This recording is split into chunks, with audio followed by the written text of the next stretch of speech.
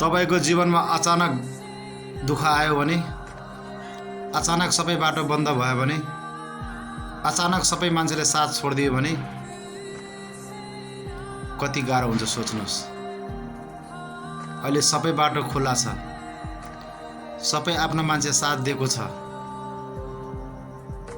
भने पछिको बाटो पनि सोच्नुहोस्। अहिले जीवनको दुईटै बाटोबाट जिन्दगी जिउने बानी पार्नुहोस्,